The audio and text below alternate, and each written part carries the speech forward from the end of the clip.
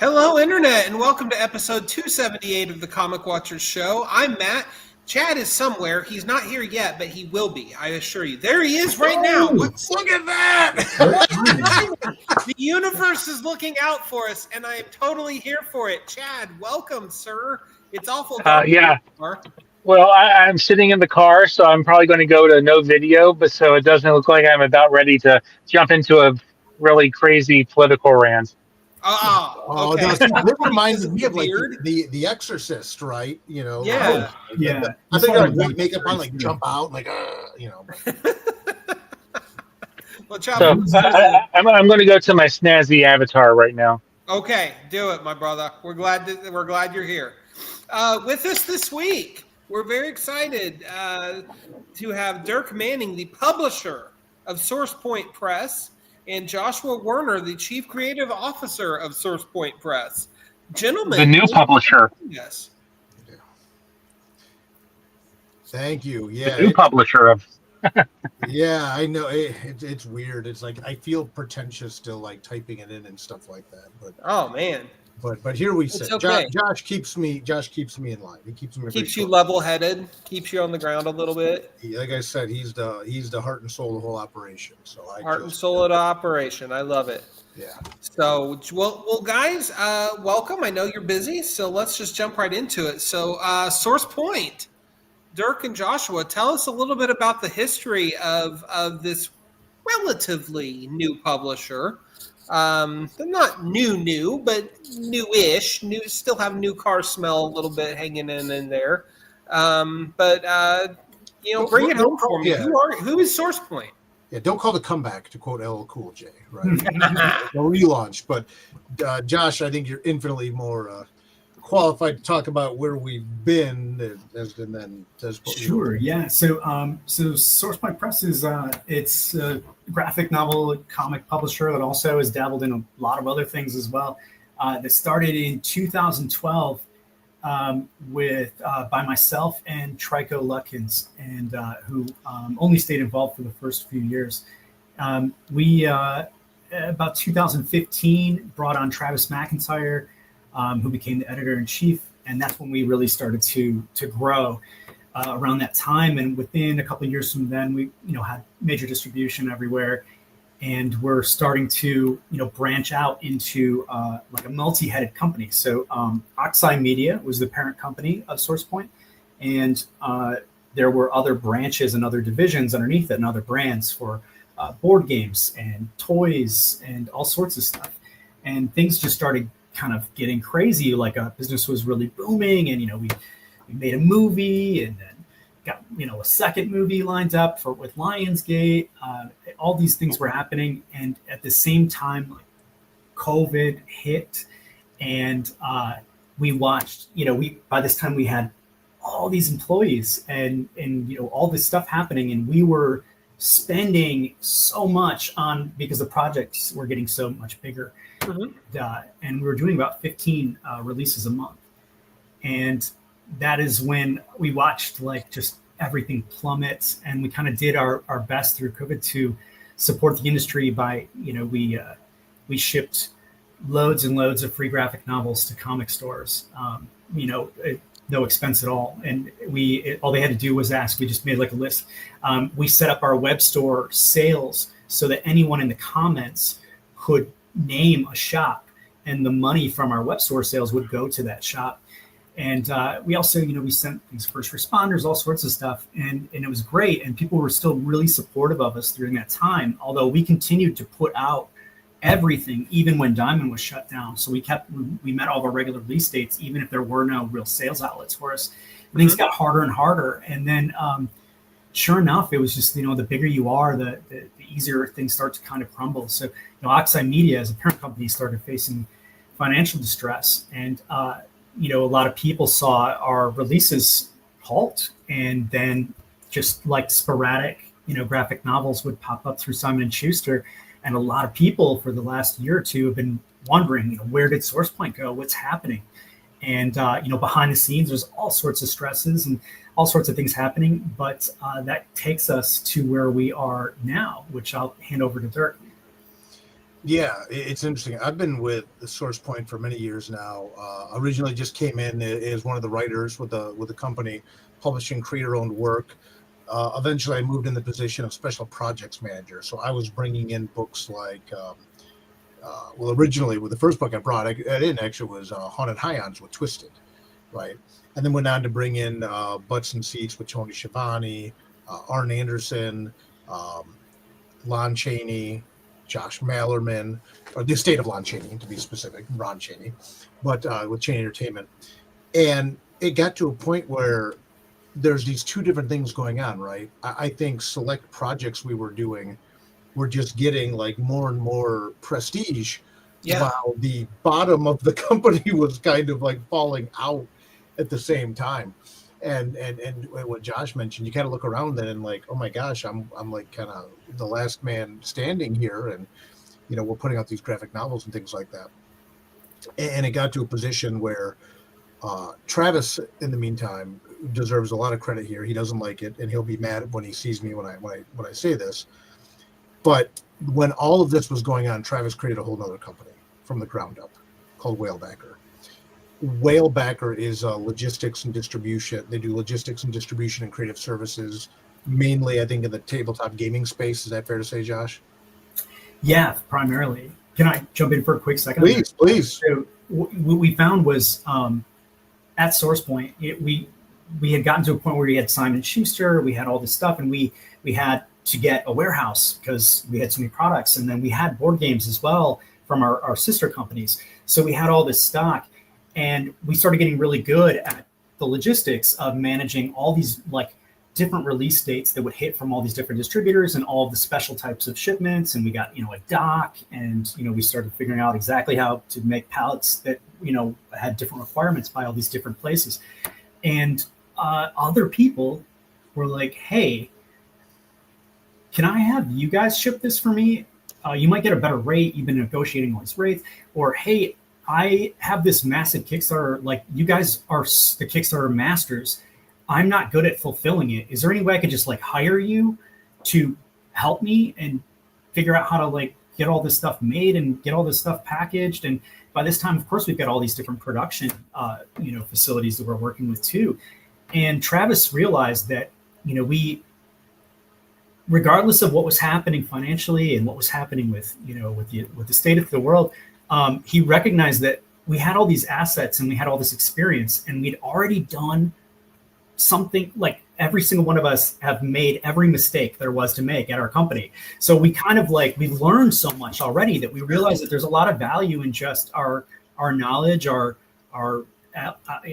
distribution outlets, and our, of course, relationships that we built, and the expertise that we got around the logistics end of things. And we quickly found out, after helping a few friends essentially, that the word got out and people were starting to request. And Travis noticed at that time, he's like, you know what, no matter what happens with our company, I see an opportunity to help people. I see an opportunity to help big publishers, small publishers, help them with the side of things that can go wrong, that can be too expensive, and people don't understand, and they lose money, and it hurts their businesses. And we've already made all those mistakes. So we figured out like how to do things affordably, and we can share that knowledge. And so he formed Whalebacker, and I'm blown away at what he's built. It's incredible. So while Oxeye was going through the struggle, Whalebacker was growing, and we at Whalebacker now do some incredible work with some incredible partners from all around the world. It's really incredible. We had to quadruple our size. We have amazing clients. We're helping new creators who are looking to find their ground and try to make something for the first time or have their first crowdfunding campaign. And we're helping massive companies with huge licenses. And because we're nerds and we're in the industry, we actually care. So it turns out like all the competitors that Whalebacker has, they're just shipping companies and they're nothing more. And it was the more that made Whalebacker what it is, made it successful. Right. All this is building up, while suddenly I look around and I'm kind of the last man standing at SourcePoint, more or less. A couple of people had released graphic novels to them, and Whalebacker was taking up a lot of time for Travis and things like that. And it became a situation where it's like, I saw the writing on the wall, and I could see this becoming a situation where SourcePoint could very well have evaporated. And here you have this company that at its core, right, was exactly what Josh was talking about. A bunch of geeks, a bunch of people that love comics, helping other cutting edge creators who are grinding, who are doing the work, who are creating really cool stuff in the space of horror and speculative fiction and pulp, get their books out there. So I went to Travis and Josh, and truthfully, I think I might have gone to Josh first. Sorry, Travis. But and I said, hey, could we make an arrangement where not a hostile takeover, but I'll assume SourcePoint Press. That way, Whalebacker can do its thing over here, and then we can keep the company going and really look forward with SourcePoint by taking the company back to its roots. SourcePoint got very, very big, and I'm not going to ever besmirch a company for getting big, but I also think there was a certain amount of drift in getting big. We're not with Josh's support and with Josh on board as Chief Creative Officer. We're really bringing back SourcePoint to create our own graphic novels in the spaces of horror, speculative fiction, and pulp, from creators who are out there who want to own their own work, own their own IP, and do the grind. And if we can do this then with a logistics partner like Whalebacker that can provide additional services to these creators that maybe even we through Whalebacker and pulp at SourcePoint can't do by partnering with Whalebacker, it just seemed like a win-win, and it allows everyone to live in the space, I think, where we can all play to our strengths the most.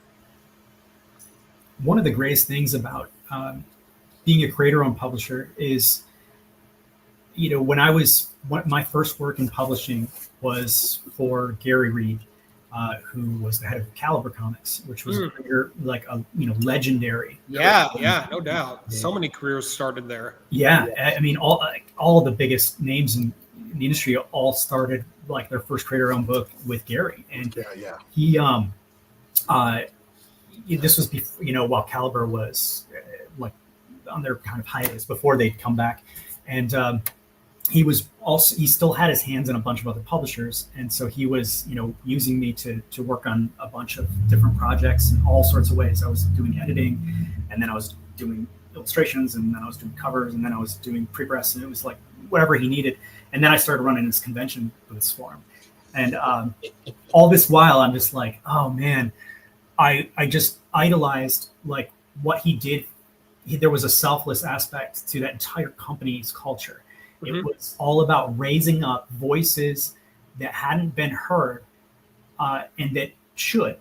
And because he was finding this incredible talent that just didn't have the chance, just didn't have the opportunity to be in front of more people and be in stores, other creators were recognizing like his eye for talent and the quality of Caliber's books, and bigger creators were now coming to him because they also wanted to be part of this. And that is what I always wanted for SourcePoint, was to, based on what I saw from Gary firsthand and how much that influenced me, I wanted to be able to put big names alongside ones you just haven't heard yet, ones that have every right to be big, and they will be, but like this is the opportunity where like quality is key, and it doesn't mean a cool kids club, right? It's not like, oh, you're not there yet, you're not one of us. If the quality is there, you are going to be right alongside massive names like Josh Mellerman, and that can be career making for some people. That can really be the eyes that they needed to be recognized for their own greatness, and just to be able to help implement that is probably like the greatest joy of SourcePoint Press. Yeah, and to piggyback what Josh said, I'm a contract monster, right? I go after I follow the Harlan Ellison school of thought. It's like I won't take a leak without a contract, right? But when I published Right or Wrong, when I took Right or Wrong from an online column at Newsarama back in the day to a book, I knew Gary so well and I respected Gary so much. We did a handshake deal to get that started, right? that Gary just had that level of integrity and that level of respect from all of us. Mm-hmm. And to Josh's point, that's what we're getting to do now with SourcePoint. And Josh, I don't know if I even told you this or not, Josh, but without naming names, the creator whose book I showed you, who I said I really think there's something here, the tattoo one. Yeah. I found out, and I don't know if I told you this, that when I met that person and saw this amazing book, that the amazing work this person was doing, that was only their second convention, dude. Wow. Right. So, but that's what I mean. Like, that's a person that we signed a publishing deal to, and this creator, I met them on their second convention. But that's amazing. The scope of the work they're doing, it's like, yeah, you should be amplified, and you should be amplified in a way that you still own all your own IP, you own all your own stock, and yeah, your book will be coming out with the same publisher with Cheney Entertainment, with Josh Mallerman. Sadly, with Dirk Manning, but I can't help that. I Josh Werner to balance it out, right? And all these other great creators we have signed up. But yeah, it's just giving. I've been so privileged and so fortunate to have some amazing opportunities in my career, being with Image Comics, and being with Devil's Due, being with SourcePoint, and learning so much from this stuff. When I kind of took the wheel at SourcePoint, I said, and then we'll let you get to a second question, I promise. But no, you're fine. I said, I will only offer creators the deal that I will offer myself. Right. So not only am I the publisher of SourcePoint, but I'm a client, right? But the deal that other people get is the deal that I am under for my own books and for myself. It's the deal I've always wanted. It's a deal that is almost, perhaps some people would argue, ridiculously lopsided in the name of the creator. But we've all heard the horror stories. We've seen the horror stories. Yeah, absolutely. The industry is replete with them. Yeah, and say what you will of me or of SourcePoint. I mean, no one can ever say anything bad about Josh. I mean, look at him. He's like an angel. But all seriousness, the offer, the deal that we offer the creators they're working with is definitely not going to be for everybody. It's going to be for a certain caliber of creator that has a certain career path for their work. But I'll tell you what, it's absolutely the cleanest and easiest and straightforward and best deal out there. Like, I can't offer someone a better deal than I'm offering myself. And I've been doing this for 23 years. And this is the deal I want for myself. So, I mean, let that sit where it may. And now we have people have just done their second convention with New York Times bestselling authors and things like that. And we're just really excited about what's going to be coming out here in the coming months. Now, I'm sure there's a story here, but my first, interaction with SourcePoint Press was as the company that made me not wear a Walking Dead badge in New York City. I think that was 2 years ago. Yeah. So then, how many years in a row was a Walking Dead badge was there? It was so many. Too many. You mean like this right here? These badges? These badges that I keep on my desk as a reminder? When AMC backed out, that was one of the biggest sponsorship packages of one of the biggest conventions in the whole world, and it was hurting them. They needed that money to put on that amazing show. And the badge money, you mean? Yeah. And so this was for those who don't know, this was like right at the beginning of COVID, and a ton of the larger companies were like, you know what? Forget cons, and they all backed out. They didn't just slowly get out. They didn't fulfill their contracts. Like, they didn't show up. Wow. They all just disappeared, and the rest of us were trying to hold the scene together as much as we could and as safely as we could. And say it for what it is, the industry, Josh. You helped hold the industry together. I'll say it. This guy right here helped hold the industry together during COVID. Quote me.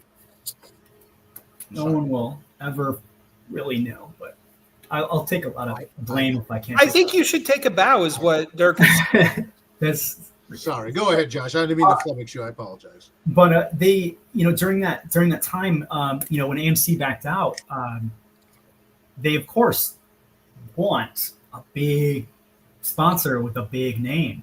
Yeah. And what they got was us, because we stepped up and we said, we'll pay your price. Yeah. And we'll take over the sponsorship spot. And it's not, it's not the ideal thing. They were like, oh man, we could have had like, Nickelodeon or something. Right. But we paid the bill and we did it. And we did it a couple times. And it was really crazy to like see indie comics on the badges again of one of the biggest conventions in the world. If nothing else, it's symbolic. Yeah, like look what's thriving during this hard time, and look who showed up. Indie comics. Right. Indie comics showed up no matter what. And that I'm always going to look back at that time, as that was kind of what that was. It was great. It was amazing to sponsor New York.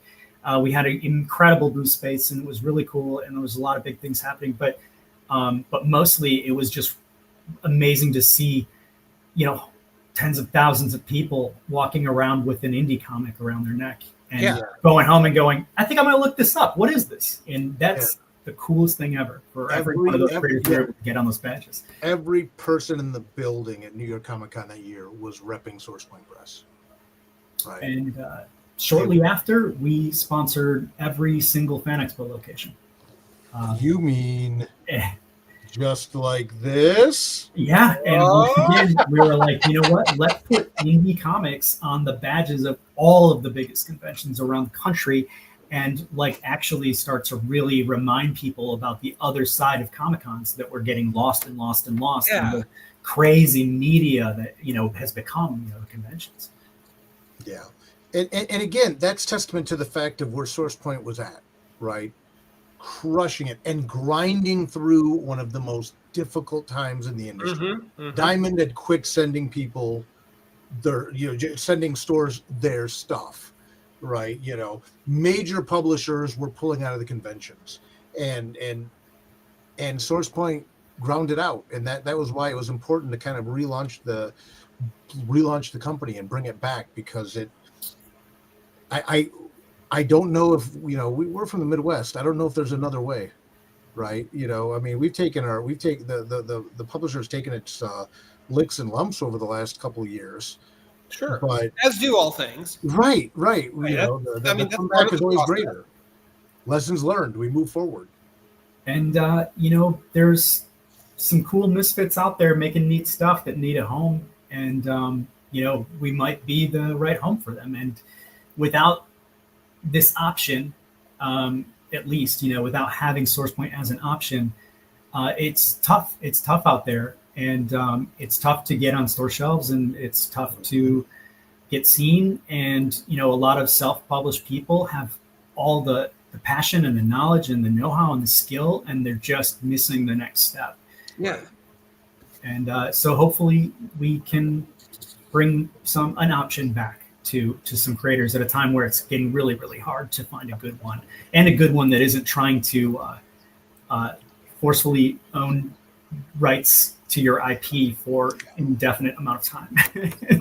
Exactly. Or hold your stock hostage, or these Hollywood accounting deals. Well, you'll get royalties after we pay for this and blah. No. So we've talked about the Source Point. Let's talk about you guys specifically in your comic book journey. Dirk, I know we've talked a couple times since I got over my introvertness and introduced myself last year at New York Comic Con. Yes, sir. But you've gone from, you're not only a creator, but you were in the public. You were like a blogger, a contributor to about comics. Journalist, that's the word. Yeah. I started my writing career as a music journalist, right, and things like that, and then eventually moved into comic book journalism and things like that. What drew me out, I talk about this in my book Right or Wrong. What drew me out of, I'm pulling all kinds of stuff off of my desk that people normally don't see here. So here I'll do this picture. What drew me out of music journalism and what inflicted me upon the comic scene forever was when I finally got to meet my musical idol, Mike Patton. Oh, nice. A face-to-face interview. And music fans out there know, like, I was like so worried about like wearing the wrong band shirt Like I wore like a Hard Rock Cafe, just like the most neutral thing I could find. But I got to do a face-to-face interview with Mike Patton.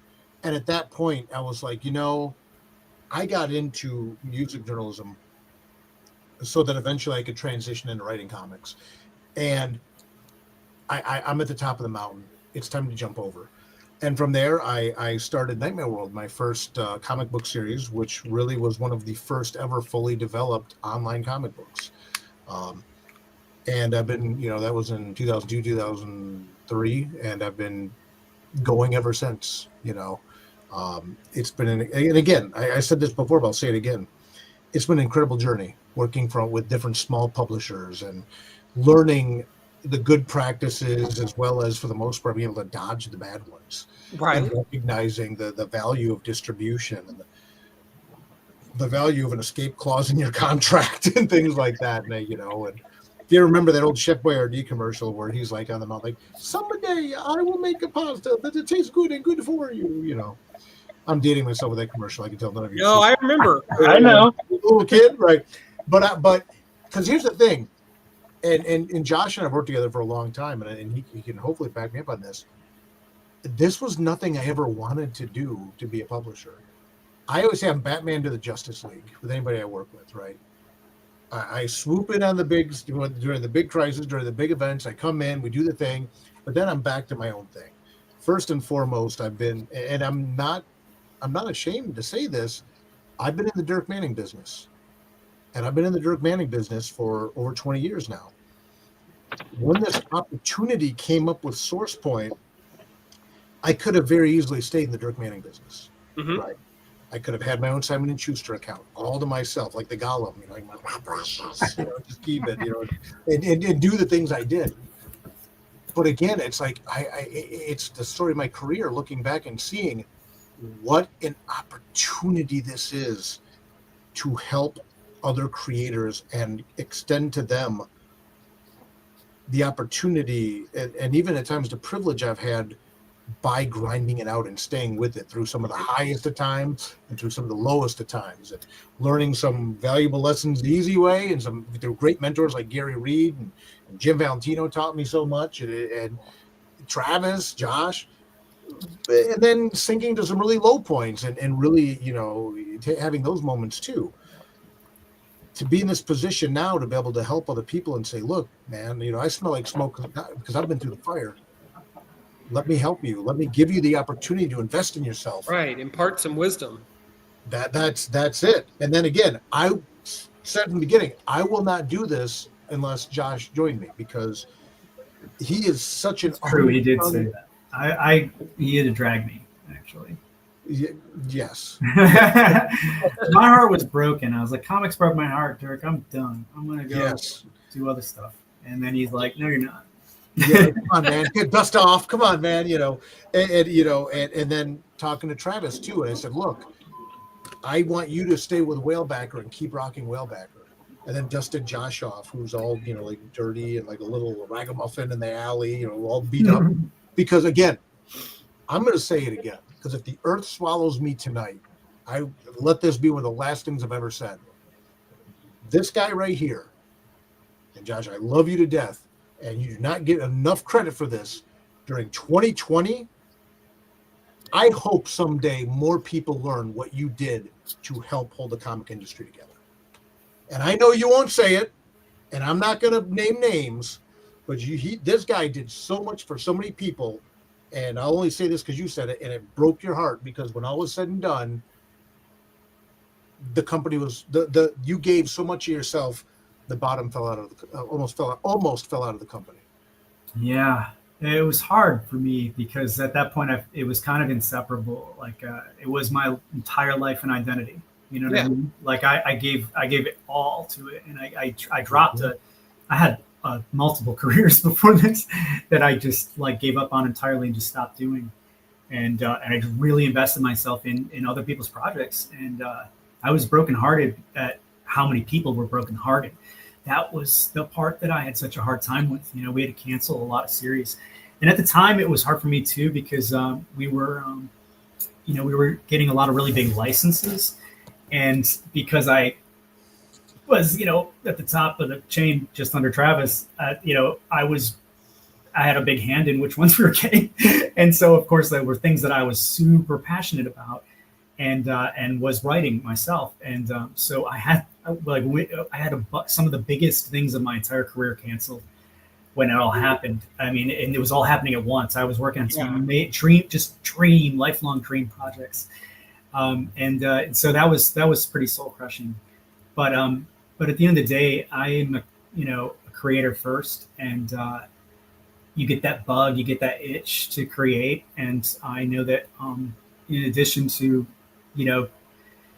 bringing SourcePoint back with Dirk, I'm gonna be creating too. There's just no way around that. In fact, I'm already working on a probably the biggest project of my own right now. I think that I've had I think like comic wise, it's like my magnum opus.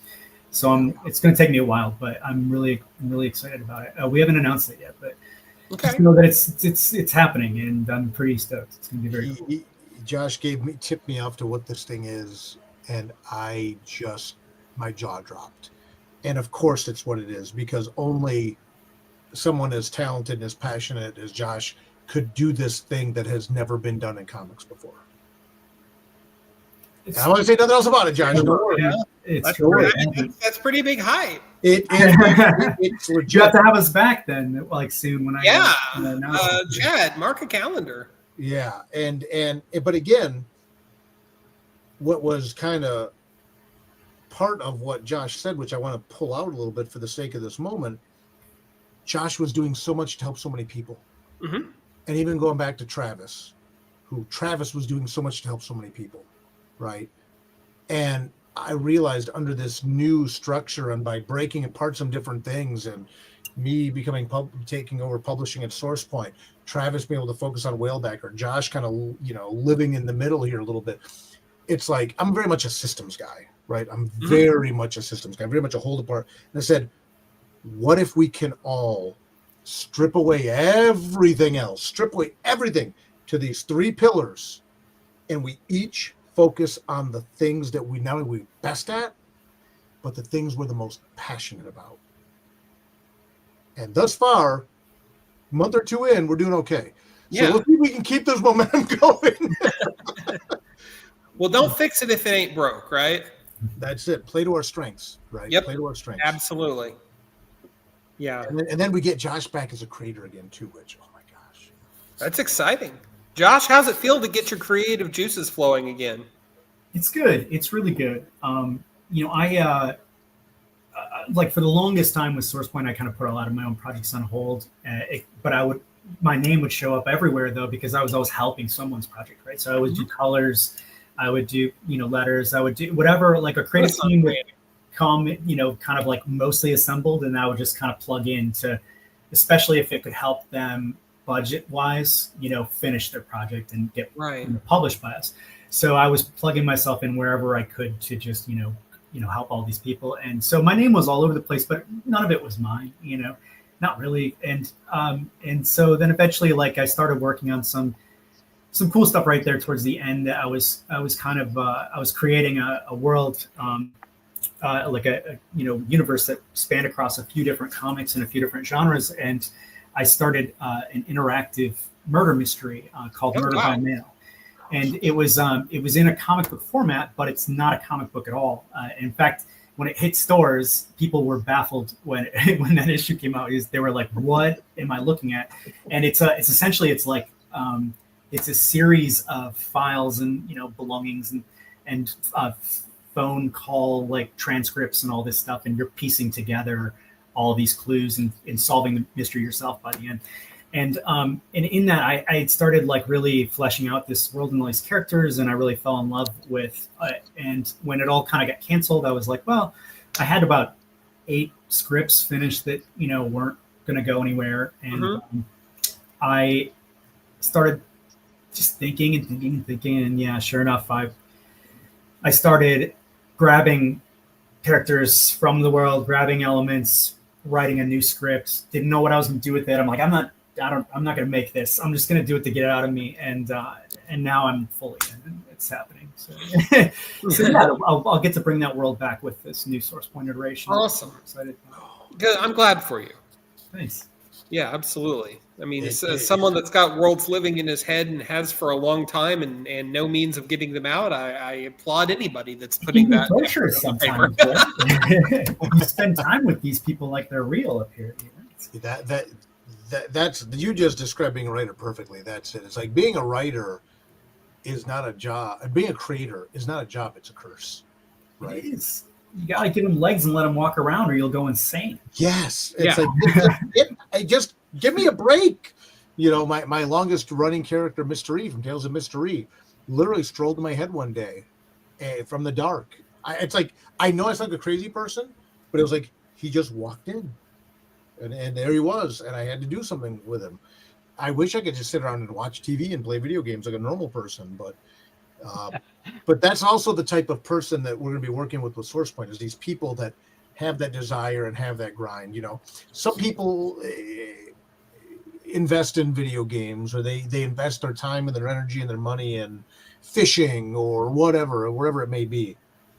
The people that are passionate about creating comics, we can't serve everybody. I wish we could. Sure. I wish we could. But we are going to serve a portion of people that are dedicating themselves to this and just need things like distribution, need things like access to cheaper printing prices, need things like the infrastructure. It's really exciting. And you know, Josh obviously has seen the kind of the pitch deck of like the titles we have in play, and it's almost I'm still literally like before this and after this, like sending contracts out, you know. Right. But I think we're almost at, I mean, we're closing in on probably what, about 50 titles? It's happening fast. Yeah. It's amazing. It's amazing because the word is just starting to trickle out. And yeah. The website's not even updated yet. yeah. And I've got right now, see if you guys can see this. This is how many text messages I have unanswered right now. It's 53. Yeah, it's people are excited. Well, they should be, because I mean, taking the 30,000-foot view, you know, SourcePoint is one of many indie publishers right now that are just reshaping what the indie scene looks like. I mean, I think about you guys. I think about Vault. I think about what Boom has accomplished in their 20 years, and so many more companies out there that are saying, no, comics really are for everybody. And we're going to take our piece of the pie. It might be a small piece, but it's still our piece. Mm-hmm. And we're going to run like hell with it. And that's the thing too, that respectfully, and your analogy is right on the money, except for one bit. The comic industry is not pie. If I get a bigger piece, that doesn't mean everyone else gets a smaller piece. Right. We just get more pie. It's just an exponentially growing pie, right? And that's the thing that we really want to be able to offer is, let's look at this like a giant Thanksgiving table.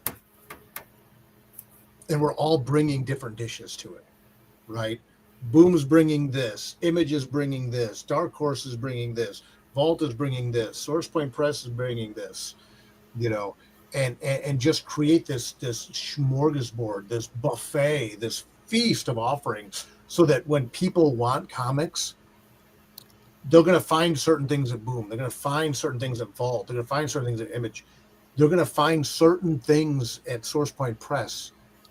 And ideally, as the industry, which has come through a very difficult last couple of years, now people that want to re-enter or enter for the first time this amazing medium, they can find the flavor and the dish that they want. Yes, from the publishers they want. And then in SourcePoint, we're really building the brand, not just around the brand of SourcePoint, but micro brands around the creators, so that when a Josh Werner book comes out, you're going to know not is that a high caliber book, but he could be doing two totally divergent things. There's going to be a thread of quality there because you see the right. You know what you're getting. in You, terms you, of you, and you may not know exactly what you're getting, but you know it's going to be damn good if he's doing it, right? Yeah. And you're going to see that from all of our creators. So what was the, not to get off track, but what was the first comic book you maybe read or that really sparked this journey for you guys? Josh? Oh man, first comic that, what issue number was it? For me, I was little. I was a kid, and it wasn't in a comic shop. It was at a spinner rack in a party store, and there was a Silver Surfer. It was a Silver Surfer comic that had a he was embossed and like holographic foil. The Ron Lim, one of the Ron Lim ones. And it had like a bunch of other characters, like heads in space around him in the background. I can't remember. It was a big issue number, and I was entranced by the cover. I knew. I think you're describing issue 75. Yes. And that was the rainbow. Was that the one with Thanos on it too? Like the rainbow? No, it's the end of the Herald ordeal, where Galactus enlists a giant jerk, more of a jerk than usual, to be his new Herald, and all the other Heralds former Heralds have to team up to fight him. So essentially, in the middle of a pretty big story. Yeah, right? yeah. So as a kid, I took that way off guard, but I'm reading that run right now by coincidence. Oh, no way. Okay, so yeah. that's so cool. So yeah, I just happened to have that on the tip of my tongue. I was thrust right into the middle of a crazy big story arc with these characters, and even though I didn't know who any of them were, who any of the backgrounds of these characters were, because this is like not your typical Marvel superheroes. This is the space side of things. And as a kid, there wasn't a cartoon that I'd seen with these characters, kind of thing. So I was shocked by how epic it felt and how important these characters felt and how much weight there were to them, despite me knowing nothing about them and not having the context to piece together how epic the story was. And even at a young age, I was like, there's something about the medium that it really allows this union of words and pictures that really allows you to kind of like have that, like assign this kind of like heavy weight to it where you feel the impact while you're reading it. Mm-hmm. And that stuck with me. I was in high school, I was, doing tons and tons of artwork, and I'd already started like freelancing for like local bands, doing their t-shirts and their flyers. And all of my teachers were like, do not go into art. Like, don't do it, except for my art teacher, of course. And then, of course, I went into, art, and I went to an art college, and everyone at the art college said, as long as you don't go into comics, like, don't do that. And it was like across the board, all of my staff was like, well, it's cool that you're in art, just not comics. Stay away from that. I left. That was a really prestigious school. I left 2 years in to go to a smaller school in a different state far away because they had comic creators as instructors. And I had read that Timothy Truman was teaching there. Oh, nice. And for those who aren't familiar, like he's done tons of legendary stuff. He was also he wrote and illustrated Conan the Barbarian for a long time, but he's also created a lot of characters that himself that went on to do Turok, the dinosaur hunter. He created some Star Wars characters as well. Anyway, he's amazing. But yeah, I went there, and I still wasn't like, well, this is going to be my career. But I was like, man, it'd be really cool to have him for a teacher. And I did. And I spent a lot of time at his house and ate dinner over there and watched him work and learned so much. And I was hooked. I was like, well, I'm screwed. Like I'm watching like the pros do it. I'm seeing their secrets, and they're the ones teaching me. And next thing you know, I loaded my last year of school with nothing but comic book courses. So I took a comic script writing class, and I took extra graphic design courses that I knew would come in handy for it with print, because they were trying to push me into web. I was like, nope, if I go into comics, I'm going to need to know print. So I started doing all these print specific graphic design courses. And sure enough, a lot of people, say, don't go to college, don't go to art school. And I totally understand why. And I'm going to pay for the rest of my life. But I was lucky that in my case, the knowledge and experience that I took away from school all got put to use almost immediately. I was blown away that I was in demand because I was an illustrator who also did graphic design and not one or the other, and on top of it, I was writing. And I put my first novel out when I was 19. And my first published collection of short stories when I was 21. And so I was already doing a ton of writing, and I was doing freelance writing for magazines and stuff too. And so I was like, there's only one place where I get to use all of this stuff, where I can do utilize every skill that I've collected over this time. And yeah, I can't seem to leave now. Well, I don't think Dirk wants you to leave. It's Silver Surfer's fault, really, is where that was going. Okay. Circle back around. What was the comic that wrecked your life, Dirk? I've always been a voracious reader, right? Literally, like I would just go to the library and like every horror book, every science fiction, anything that was spooky, I would just read. When I was a teenager, I went to a local skateboard shop, and I walked in, and they had this wall, like the old school like magazine rack, filled with comics. Now I was familiar with comics, obviously, and things like that, but I was never really a comic reader per se. But I was such a voracious reader. I was like, wow, man, comics. I've always loved art. My mom was an artist and stuff like that. And I like to draw as well. I was like a really good artist in first grade, but like unlike Josh, I just never got any better. And what ended up happening was I was like, wow, if I can find a comic book to read, I'll get to read new stuff every month. It'll be amazing. So I go walking over there. And this is the comic that I picked up. This is the one. I picked up the Incredible Hulk 364. Oh. Right. And I'm going to tell you why I picked this book up. There's two reasons. One, when I was younger, when I was little, my mom was really like a Lou Ferrigno fan.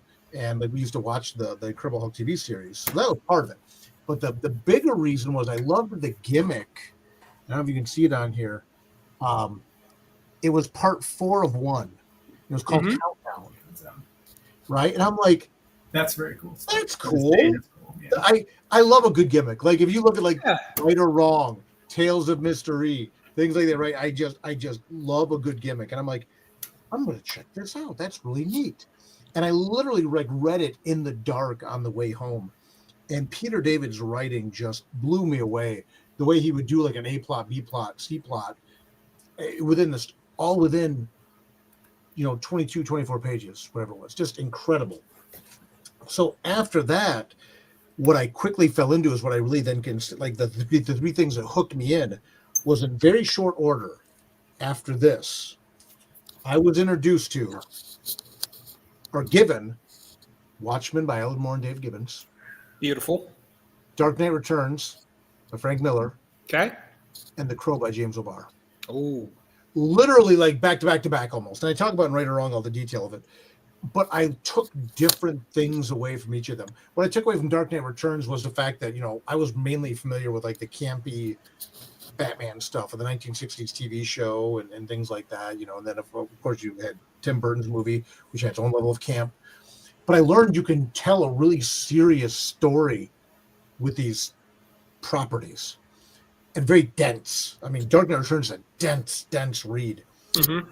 And then with The Crow, I saw how you can just bleed on the page. When you read The Crow, it is the most visceral comic. I mean, a lot of people, especially, are very familiar with the movie. And it shocks me how many people like make the movie part of their identity but haven't read the comic. Right. And I'm like, read the fucking comic. I mean, it's just the pathos and that, just the angst and the emotion, the love. And it just blew me away. And then Watchmen, and again, I think a lot of people take the wrong thing from Watchmen. They think, oh, heroes can be gritty. It's the structure. It's the way he him and Dave Gibbons told the story in the 9-panel grid, in the juxtaposition, and all the Watchmen became like my Bible for like how to construct the page and how to construct the story. And at that point, I was in. I've also, as long as being a reader my whole life, I was born reading. I was just one of those kids, right? But also, since I was about 12, I was a writer because I realized, again, you get that curse, right? My parents did something and passed. I got this curse of being a writer, but I fell in love with this medium through those books, right? And people ask me all the time. In fact, just the other day when someone found out I was publisher now, they said, "Oh, you're going to do more books without pictures?" I'm like, "Who are you? Comics are the only medium you use the left and right part of your brain at the same time, right? And there's such power. Harvey Pekar said it best. Comics are words and pictures. You can do anything with words and pictures. It's such a powerful, incredible medium. There's nothing childish about the medium. Nothing. Nothing.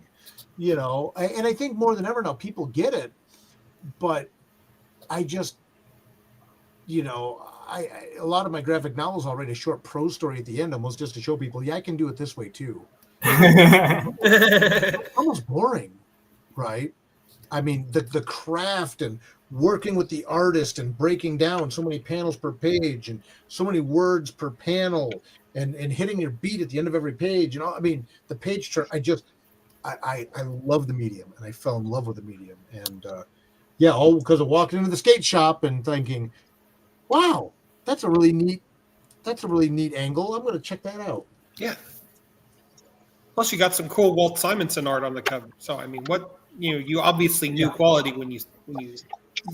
I was just in, and again, it was like trying to explain to people how good a book about the Hulk could be. And anyone who hasn't read Peter David, we lost Peter David, a little while back now. Rest in peace. Yeah, man. But I'll tell you one of my top favorite writers ever. Jump in anywhere on his run on the Incredible Hulk, and it is just a masterclass in storytelling. Yep. Amazing. So, Dirk, I know last time we talked, you were, doing your Kickstarter. How did that turn out, and how will your working with, Source Point kind of, will that affect your kickstarting, or will this just be another avenue for you to get your work out? Yeah. It's kind of like I said earlier. I'm not only the publisher at Source Point, I'm a client, right? So my work will continue to come out through Source Point Press. I think one of the last times we spoke, I'll do a cheap plug here. I think I was talking about Homestead, our Native American werewolf Western.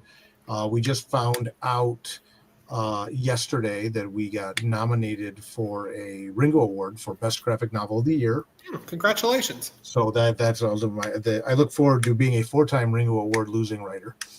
This is my 4th time I've been nominated. I had a book nominated in the Ringo Awards, but the competition in the Best Original Graphic Novel, I looked at it and I'm like, it's amazing by association.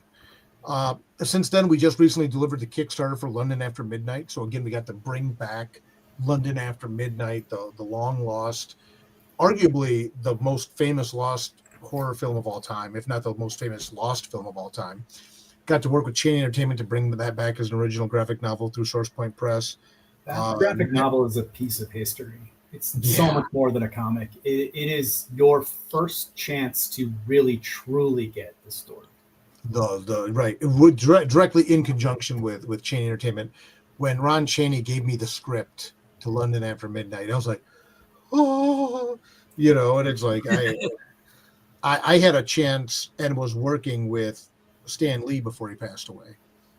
I had a Stan Lee notes at one point. Oh wow, that was cool. But having the script to London After Midnight, no offense, Stan, rest in power and peace, but man, London, I mean, the Dirk Manning avatar people see in public is based on the Man in the Beaver Hat. That's the inspiration for it. So that was amazing. And like Josh said, that's a piece of horror history that now exists thanks to SourcePoint Press. That's awesome. That's incredible. Thank you. And then most recently, I think next week, we're going to print with the first graphic novel by Josh Malerman, who wrote Bird Box. You know, the movie that became the viral sensation was. Oh yeah, that was the one we talked about. Okay, that was the one. Okay, I still worked in my cheap Ringo plug. Sorry, but but yeah. So that kickstarted very. I was well. going to congratulate you. Yay, thank you. But yeah, so it's been a good run, right? Oh, we had Love Stories About Death in there too.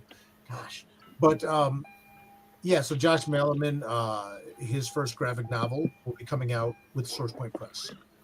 So going back to what Josh mentioned earlier, we're going to have these really power-hitting books, along with some creators that people are familiar with, and some creators that are going to be new to the scene.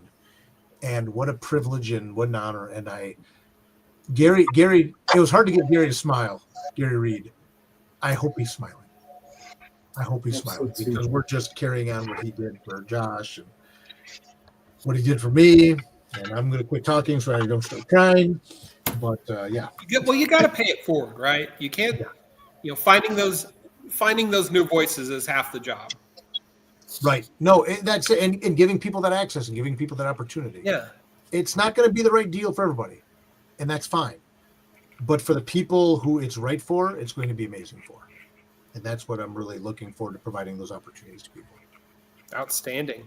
I think you've just sold an amazing pitch on SourcePoint's ethos and its unique identity. Thank you. Again, you know, when the website goes up, I think the new website will go up, I hope, next week. Okay.